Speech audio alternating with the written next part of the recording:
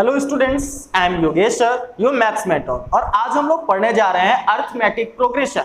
Arithmetic progression के बारे में आपने पहले से भी काफी सारी चीजें पढ़ी हुई होंगी, लेकिन आज हम लोग जानेंगे कि अर्थमेटिक प्रोग्रेशन क्या होता है और कैसे हम इसके क्वेश्चंस को सॉल्व करते हैं। तो आपके सामने यहाँ पर मैंने 2 पैटर्न्स लिखे हुए हैं। The first one is 2, 4, 6, 8। क्या आप इसके आगे का टर्म मुझे बता सकते हैं? Yes of course. अगर आप यहाँ देखें तो 2 + 2 4, 4 + 2 6, 6 + 2 8 और इसके आगे का टर्म क्या हो जाएगा? 8 + 2 10। अब नीचे भी एक सीरीज लिखी हुई है, क्या है ये? 1 2 3 4। तो आप देखें 1 के बाद 1 ऐड किया तो 2 आ गया, 2 में आप 1 ऐड करेंगे 3 आएगा, 3 + 1 4, तो 4 के बाद क्या आना चाहिए? 5 आना चाहिए। अब आपने देखा कि इन कंसेक्यूटिव टर्म्स में आगे का पैटर्न कैसे मिल रहा है। अगर आगे के भी नंबर ऑफ टर्म्स आपसे पूछे जाएं तो आप बोलोगे सर 10 + 2 12, 5 + 1 6। बिल्कुल, लेकिन किस तरह से ये पैटर्न फॉलो हुए हैं और किस तरीके से ये सारी सीरीजेस बनती हैं, तो यहां पर आपने देखा कि कोई एक कॉमन डिफरेंस था। जैसे 2 में आपने 2 प्लस किया, फिर 4 में 2 प्लस किया, 6 में 2 प्लस किया, 8 में 2 प्लस किया, यानी सारे के सारे टर्म्स में आपने कांस्टेंट टर्म ऐड किया और आपको नेक्स्ट टर्म मिल गया। यहां पर क्या था? यहां पर जो डिफरेंस था वो था 1 में आपने 1 ऐड किया 2 मिल गया, 2 में 1 ऐड किया 3 मिल गया। ऐसे ही जब 4 के बाद आपको मिसिंग टर्म फाइंड करना था तो आपने 4 में 1 ऐड किया और आपके पास नेक्स्ट टर्म आ गया 5। तो क्या है ये है सीरीजेस, और इन सीरीजेस को ही हम लोग क्या बोलते हैं? Arithmetic progression. जैसा कि आप सभी लोग पहले से भी जानते होंगे कि अर्थमेटिक प्रोग्रेशन कौन सी सीरीज होती है? किसी भी सीरीज या पैटर्न के एडिटिव या सब्ट्रैक्टिव प्रॉपर्टी वाली सीरीजेस ही क्या बनाती हैं? अर्थमेटिक प्रोग्रेशन बनाती हैं। अब यहां पर जो फर्स्ट टर्म है उसे हम लोग डिनोट करते हैं ए से, जो सेकेंड टर्म है उसको हम लोग बोलेंगे A2, थर्ड टर्म को हम लोग बोलते हैं A3, फोर्थ टर्म को हम लोग बोलते हैं A4, फिफ्थ टर्म को हम लोग बोलते हैं A5, और ऐसे ही अगर चलते चले जाएं तो जो लास्ट टर्म होगा हमारा, अब सीरीजेस 2 टाइप्स की होती है। जैसे मैंने आपसे बोल दिया 2, 4, 6, 8 और ये चलती चली जा रही है।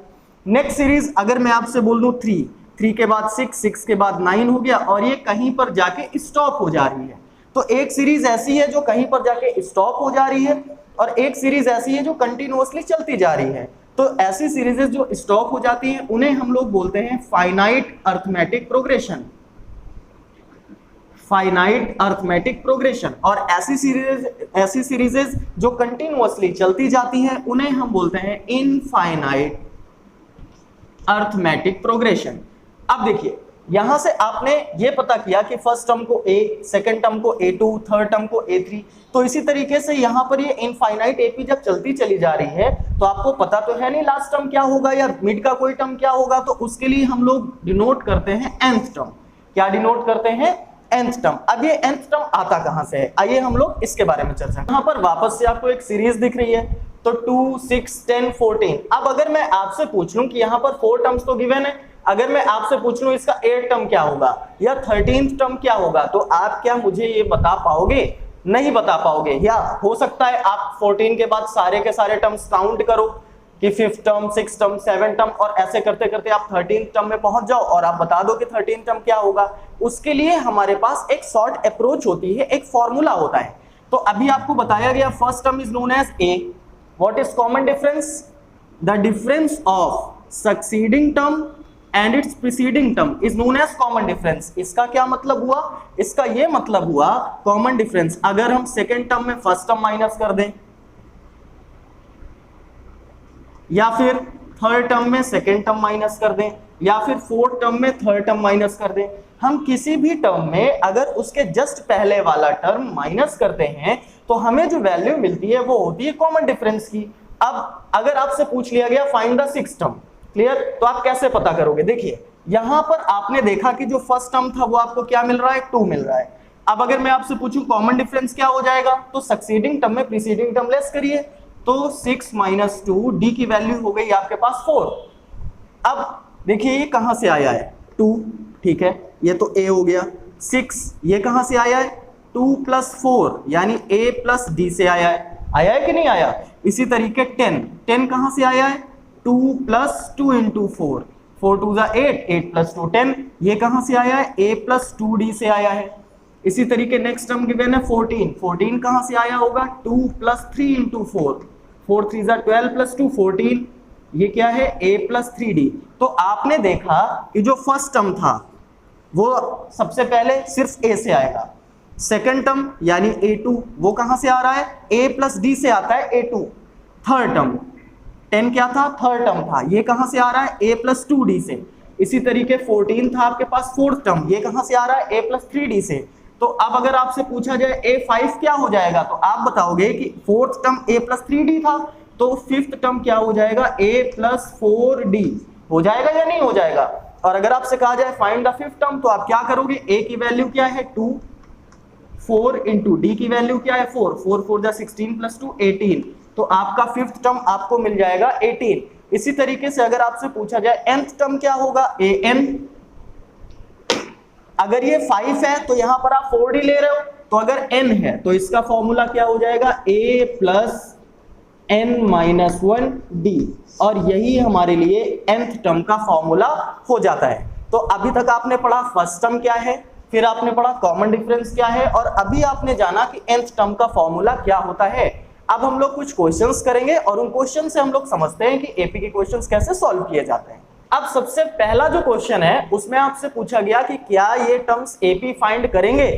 कौन से terms, the taxi fare after each kilometre में जो भी टर्म्स आएंगे क्या वो एपी फाइंड करेंगे। अब उसके लिए आपको कुछ इंफॉर्मेशन गैदर करनी पड़ेगी, कहां से, क्वेश्चन से ही।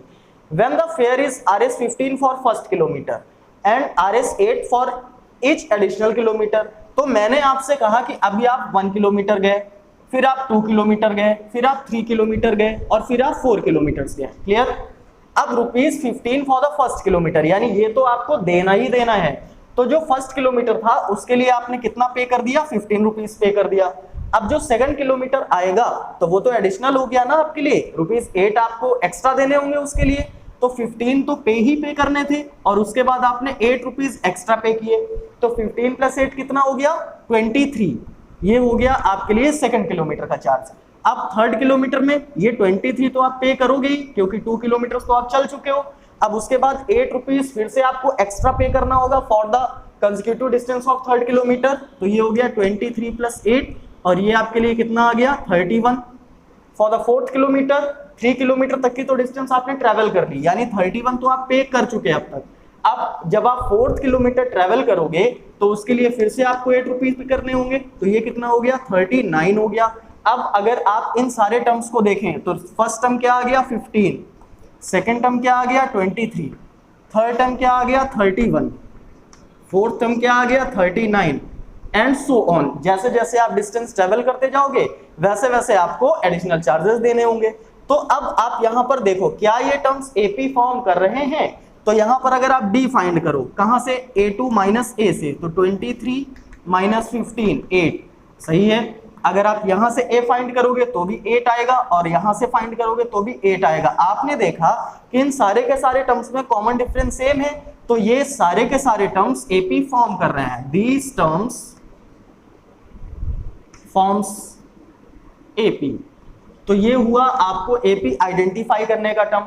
इसी तरह का एक क्वेश्चन और पूछा जाता है, आइए हम लोग डिस्कस करते हैं। अब नेक्स्ट क्वेश्चन भी आपके पास ऐसा ही है, आपको बताना है कि क्या ये सारे के सारे टर्म्स जो भी फॉर्म होने वाले हैं ये एपी फॉर्म करेंगे या एपी फॉर्म नहीं करेंगे। तो क्वेश्चन है the amount of air present in the cylinder when a vacuum pump removes 1/4 of the air remaining in the cylinder eight A time.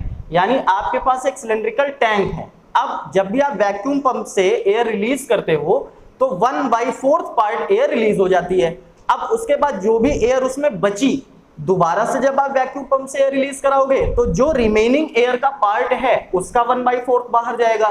तो आपके पास टर्म्स क्या बनेंगे, क्या वो एपी फॉर्म करेंगे, से यस और नो। आइए देखते हैं। तो हमने लेट कर लिया कि हमारे पास x अमाउंट था गैस का, कोई भी गैस थी उसका x अमाउंट था जो सिलेंड्रिकल टैंक में भरा हुआ था। अब जब पहली बार आप उसमें वैक्यूम पंप अप्लाई करोगे तो x माइनस उसका 1/4 तो बाहर चला गया, यानी x × 1/4।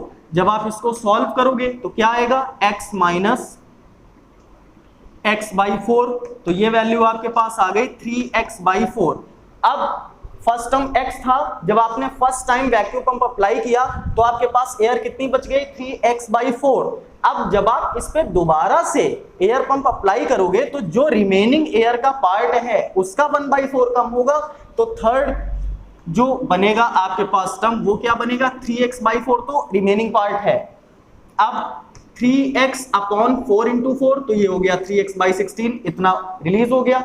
तो अब क्या बचा, जब आप इसे सॉल्व करोगे तो क्या हो जाएगा, एलसीएम लीजिए तो 4 16 का एलसीएम हो गया 16, ये हो गया 12x - 3x, कितना आ गया आपके पास 9x/16।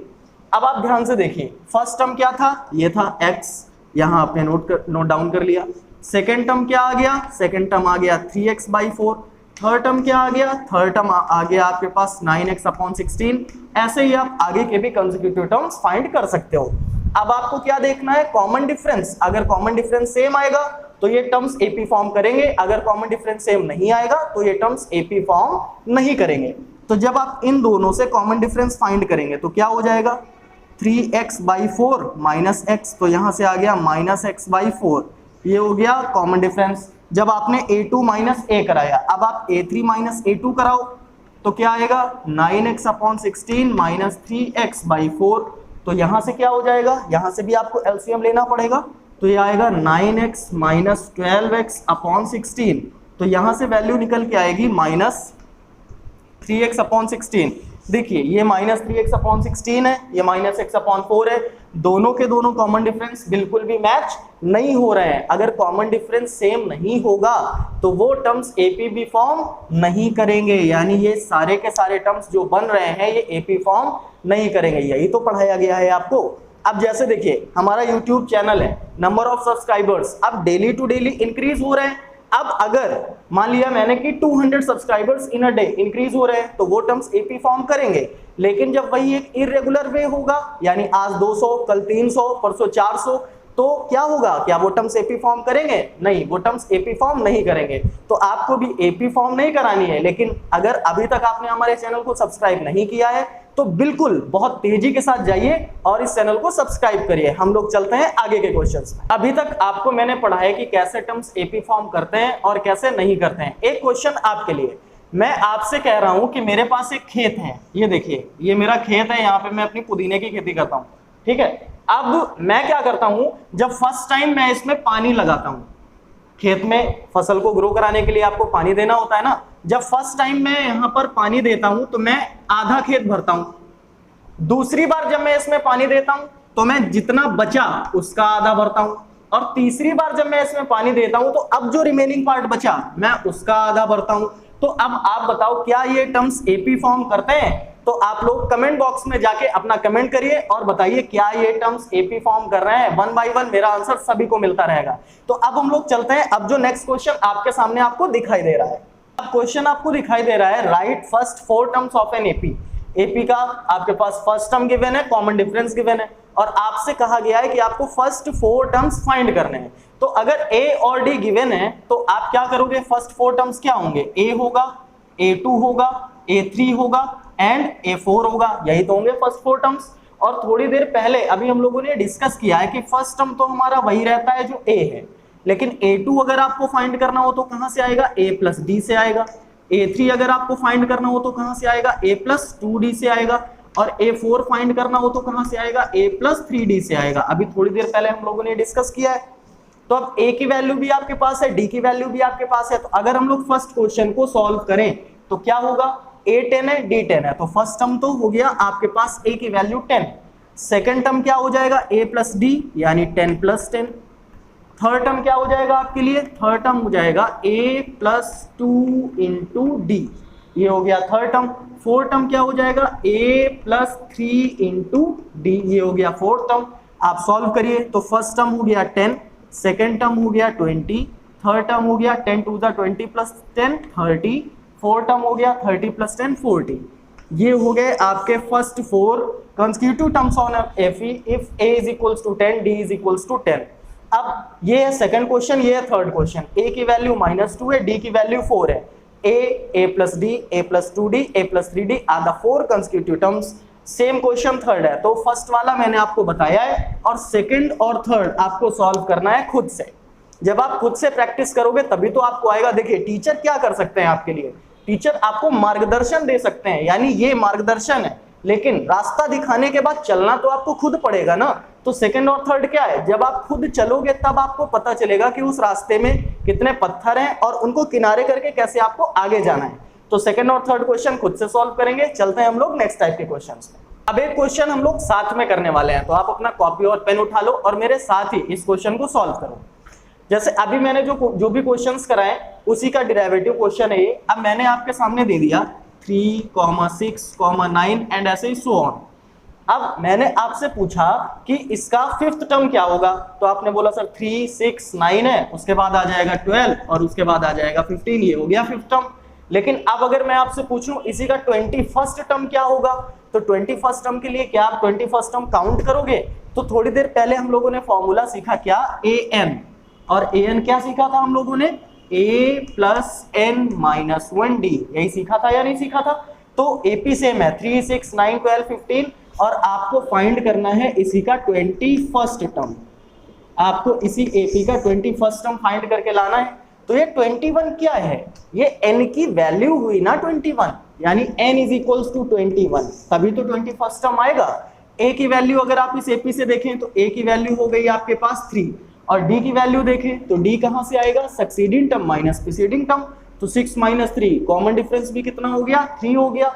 अब an, तो n की वैल्यू क्या है 21, आपको लाना है 21st टर्म, n की जगह आपने 21 प्लेस कर दिया, a plus n minus 1d, तो a की जगह आप क्या प्लेस करेंगे 3 प्लस n माइनस 1, तो ये हो गया 21 माइनस 1 और d भी आपके पास कितना है 3 है, तो ये हो गया 3 प्लस 21 माइनस 1 20 हो गया इंटू 3, ये आ गया 3 प्लस 23 का कितना होता है 60, ये आ गया आपके पास 63। ऐसे ही एक क्वेश्चन मैं आपको दे रहा हूं, आपको मेरे साथ ही सॉल्व करना है। देखिए मैंने आपको एक नई एपी दे दी, मैंने आपको दे दिया 7, 9, 11 और आपको इसका 12th टर्म फाइंड करना है। चलिए फाइंड करिए, इसका 12th टर्म क्या हो जाएगा। आपके पास 1 मिनट से भी कम टाइम है, 1 मिनट के अंदर इसे सॉल्व करके लाना है। 12th टर्म क्या होगा, a की वैल्यू कितनी है 7, d की वैल्यू कितनी है 2 और n की वैल्यू कितनी है 12। आपको फाइंड करना है 12th टर्म यानी a12, तो क्या हो जाएगा 7 plus 12 minus 1 into D, 7 plus 11 2 जा 22 और ये वैल्यू हो गई 29। देखिए सिंपलिसिटी से आपको समझ में आ गया या नहीं आ गया। अब इसी तरीके के कुछ क्वेश्चंस हम लोग साथ में और करते हैं ताकि आपको और अच्छे से चैप्टर समझ में आए। अभी आपके पास क्या था, अभी आपके पास एपी गिवन होती थी और आप क्या करते थे, टर्म फाइंड करते थे, find the 21st term, find 74 term. अब क्या होगा, आपको नंबर ऑफ टर्म्स फाइंड करने होंगे। जैसे फर्स्ट क्वेश्चन आपको दिखाई दे रहा है, how many terms of an AP 6, 10, 14 and ऐसे एपी चलते चलते कहां तक जाती है 174 तक जाती है। अब आपको ये पता करना है कि इसमें कितने नंबर ऑफ टर्म्स हैं। सेकंड क्वेश्चन पर अगर आप नजर डालें, how many terms are there in AP 3, 8, 13 और लास्ट टर्म क्या आ रहा है 88 आ रहा है। तो इन दोनों के दोनों क्वेश्चंस में आपको क्या फाइंड करना है, नंबर ऑफ टर्म्स यानी n फाइंड करना है। तो देखिए एक क्वेश्चन मैं आपको कराऊंगा और सेकंड वाला आपको खुद से करना होगा, इसीलिए मैं बोलता हूं कॉपी पेन साथ लेकर के बैठिए, आपको ज्यादा अच्छे से समझ में आएगा। तो एपी क्या है अपने पास 6, 10, 14 एंड सो ऑन 174। तो यहां से a की वैल्यू क्या हो गई आपके लिए 6 हो गई। अगर आप d फाइंड करें तो d क्या हो गया, succeeding term minus preceding term is equals to 4। अब आपको फाइंड करना है इसमें n यानी number of terms. Last term जो हमें 174 गिवन है वो क्या है, nth टर्म है। अगर हम nth टर्म पता कर लें कि कौन सा टर्म है तो हमें n की वैल्यू पता चल जाएगी। तो ये जो 174 है इसे किसके इक्वल करा दीजिए, an के इक्वल करा दीजिए। an का फॉर्मूला आपको पहले भी पढ़ाया जा चुका है, एक बार फिर से रिवाइज करा दे रहे हैं। an का फॉर्मूला होता है a plus n minus 1d और यही वैल्यू हो गई 174 की। a की वैल्यू आपके पास कितनी थी 6 प्लस n की वैल्यू तो आपको फाइंड करनी है, d की वैल्यू कितनी आ गई 4 इज इक्वल्स टू 174। अब कैलकुलेशन का तरीका आपका कुछ भी हो सकता है मेरे अकॉर्डिंग हो सकता है आप अपनी कैलकुलेशन करें। तो यहां से जो 6 था ये उधर जाएगा तो 174 माइनस 6 हो गया, ये बचा n माइनस 1 मल्टीप्लाइड बाई 4। अब 174 में जब आप 6 लेस करेंगे तो आपके पास आएगा 168। ये n माइनस 1 यहीं पर रखिए और ये 4 कहां पर भेज दीजिए फ्रैक्शन में। n-1 की वैल्यू कितनी हो गई, n-1 की वैल्यू हो गई 42। ये -1 जब उधर जाएगा तो n कितना आ गया 43, यानी n की वैल्यू आ गई 43। अब आप बताइए कितने टर्म्स हैं इस एपी में, तो there are 43 terms are there in AP. अब सेकंड नंबर क्वेश्चन आप खुद से सॉल्व कर सकते हो। देखिए यहां से जब आप देखोगे तो a की वैल्यू क्या हो जाएगी 3, जब आप कॉमन डिफरेंस फाइंड करोगे तो 8 - 3 कितना हो जाएगा 5। नंबर ऑफ टर्म्स आपको फाइंड करने हैं और ये जो 88 गिवन है ये किसके इक्वल करा देना है, an के इक्वल।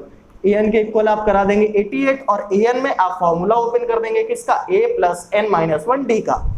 तो ये क्वेश्चन भी आपको समझ में आ गए, यानी कैसे अगर नंबर ऑफ टर्म्स पूछा जाएगा तो आप फाइंड कर सकते हैं। आइए चलते हैं नेक्स्ट क्वेश्चंस की तरफ। भी आपने जो क्वेश्चंस पढ़े उसमें आपको लास्ट टर्म गिवन होता था और वो आप an के इक्वल कराते थे।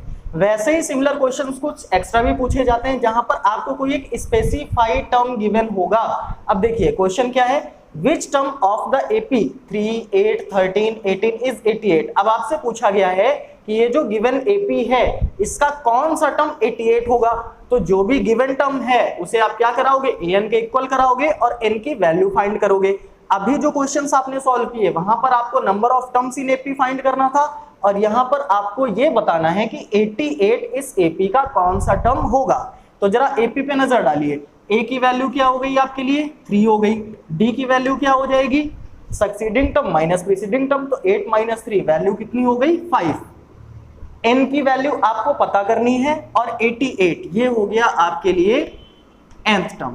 an का formula a + n-1d is equals to 88। a की वैल्यू कितनी हो गई 3 हो गई, n तो आपको पता ही करना है और d हो गया 5 is equals to 88। Calculation same process, ये 3 है अगर उधर जाएगा तो 88 - 3 हो गया, LHS में क्या बचा n-1 मल्टीप्लाइड बाई 5, 88 - 3 ये हो गया 85। ये 5 जो है ये आ गया फ्रैक्शन में और ये बच गया n-1।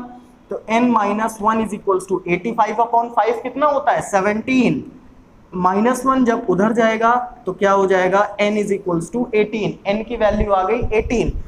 तो कहने का मतलब कि 18th टर्म इस एपी का क्या हो जाएगा 88। ऐसा ही एक क्वेश्चन आपके पास सेकंड नंबर गिवन है, which term of the AP 21, 18, 15 is -81। तो इस क्वेश्चन में आप क्या कराओगे 21 होगी a की वैल्यू, d की वैल्यू जब आप फाइंड करेंगे, देखिए d आपका positive as well as negative दोनों आंसर्स हो सकते हैं। तो यहां से जब आप कॉमन डिफरेंस d फाइंड करेंगे तो 18 - 21 हमेशा सक्सीडिंग टर्म में ही प्रीसीडिंग टर्म लेस करते हैं, तो क्या आएगा -3। a की वैल्यू हो गई 21, d की वैल्यू हो गई -3 और an किसके इक्वल प्लेस करा देना है -81। आपका आंसर आपको मिल जाएगा। कॉपी पर लीजिए और सॉल्व करते रहिए। हम लोग चलते हैं नेक्स्ट टाइप के क्वेश्चंस की तरफ। आइए अब हम लोग चलते हैं लैंग्वेज बेस्ड क्वेश्चंस में। तो सबसे पहले जो क्वेश्चन है वो है which term of the AP 3, 8, 13, 18 will be 55 more than it's 20th term. यानी आपको बताना है कि ऐसा कौन सा टर्म होगा जो इसके 20th टर्म से 55 मोर यानी ज्यादा होगा और ये एपी गिवन है। तो सबसे पहले एपी से जो इंफॉर्मेशन आपको कलेक्ट करनी है वो क्या हो गई, ए हो गया आपके लिए 3, कॉमन डिफरेंस डी कहां से आएगा succeeding term minus preceding term, तो 8 - 3 क्या हो गया 5। अब आपको ऐसा टर्म फाइंड करना है जो 20th टर्म से 55 ज्यादा है। तो जो an होगा वो क्या हो जाएगा, वो 20th टर्म से 55 ज्यादा है, तो a20 + 55 हो गया। अब an ये तो आपको फाइंड करना है। a20 कहां से आता है, a20 को अगर आप ब्रेक करो तो a + 19d से आएगा, a + 19d is equals to a20 और ये हो गया 55 हमारे पास कांस्टेंट टर्म an। a की वैल्यू कितनी है 3 + 19, d की वैल्यू कितनी है 5 + 55 an।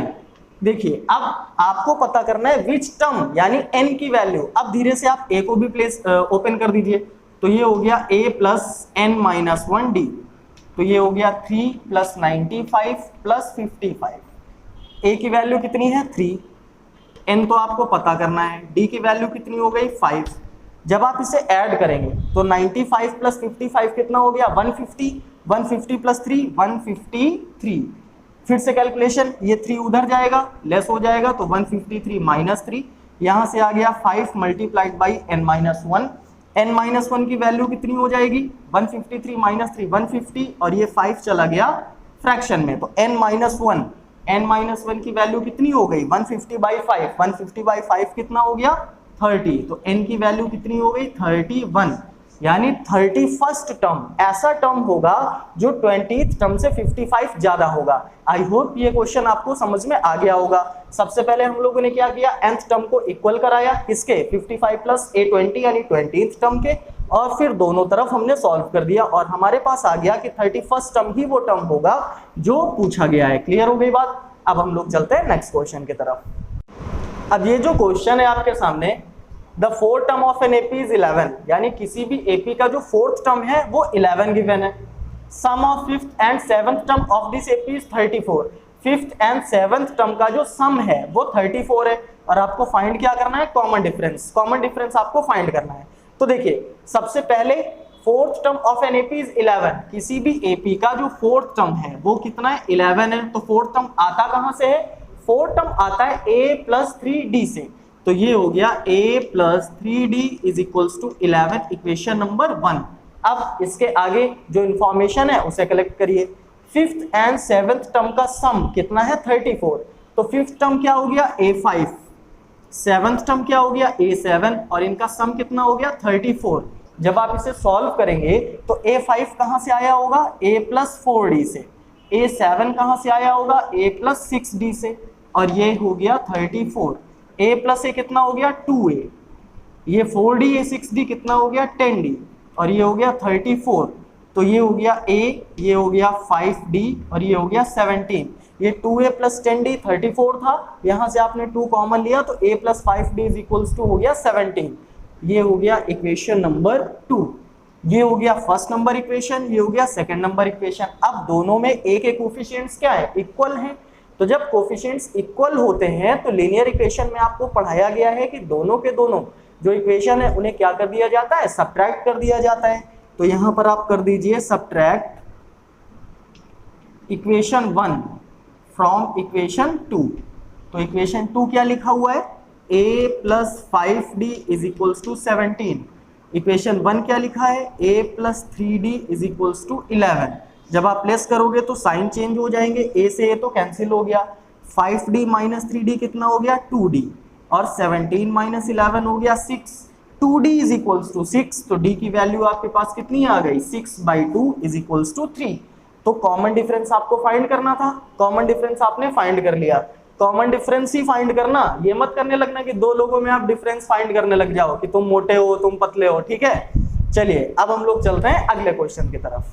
अभी तक आपने क्वेश्चन किए फर्स्ट टर्म के, कॉमन डिफरेंस के, नंबर ऑफ टर्म्स के, find the nth term of this AP, what is the 88 term, ये ऐसे क्वेश्चंस आपने कर लिए। लैंग्वेज बेस्ड प्रॉब्लम कर ली कि 20th टर्म से 55 ज्यादा है तो ये टर्म कौन सा होगा। अब हम लोग बात करेंगे अर्थमेटिक मीन की, क्योंकि अर्थमेटिक मीन से भी क्वेश्चन पूछा जाता है। तो क्या होता है अर्थमेटिक मीन, तो लेट करिए कि a b c ये 3 टर्म्स हैं और ये कैसे हैं, आर इन एपी, ये तीनों के तीनों टर्म हमारे एपी में एग्जिस्ट करते हैं। तो यहां से अगर कॉमन डिफरेंस आएगा तो b माइनस ए, यही तो आएगा कॉमन डिफरेंस, या फिर c माइनस बी। क्या दोनों कंडीशन में कॉमन डिफरेंस चेंज हो सकता है, नहीं हो सकता, क्योंकि कॉमन डिफरेंस इक्वल होगा तभी वो एपी में होंगे। अब b minus a is equals to हो गया c माइनस बी, तो यहां से क्या हो जाएगा b, ये जो माइनस b है ये आप प्लेस करा दो LHS में और माइनस a प्लेस करा दो RHS में, तो ये हो गया b plus B is equals to a plus C. यहां से 2b इज इक्वल्स टू आ गया a प्लस सी, b की वैल्यू क्या हो गई a प्लस सी बाई 2, और इसी को बोला जाता है अर्थमेटिक मीन। क्या मतलब हुआ, इसका ये मतलब हुआ कि अगर कोई भी 3 टर्म्स एपी में लाई कर रहे हैं तो जो बीच का टर्म होगा, जो मिड टर्म होगा, वो preceding term and succeeding term के अर्थमेटिक मीन के इक्वल होगा। अर्थमेटिक मीन का मतलब sum by 2, a plus C by 2 is equals to b, यानी first term plus third term का जो भी अर्थमेटिक मीन होगा वो सेकंड टर्म के इक्वल होगा। अब इससे रिलेटेड कुछ क्वेश्चंस हम लोग सॉल्व कर लेते हैं। अभी आपको पढ़ाया गया अबाउट टू अर्थमेटिक मीन, क्या बताया गया कि जो फर्स्ट एंड थर्ड टर्म का अर्थमेटिक मीन होगा वो सेकंड टर्म के इक्वल होगा। उसी से रिलेटेड ये क्वेश्चंस हैं। डिटरमाइन के so that first term, second term, third term, 3 के -2, 4k minus 6 and k plus 2 are in AP। और सेकंड क्वेश्चन भी ऐसा ही है, find x for which x plus 2, 2x, 2x plus 3 are in AP। तो first question मैं आपको बताने वाला हूं और सेकंड क्वेश्चन सेम प्रोसेस से आपको करना है। तो आपके पास फर्स्ट टर्म यानी a की वैल्यू कितनी है 3k minus 2, सेकेंड टर्म यानी a2 की वैल्यू कितनी है 4k minus 6 और थर्ड टर्म a3 की वैल्यू कितनी है k plus 2।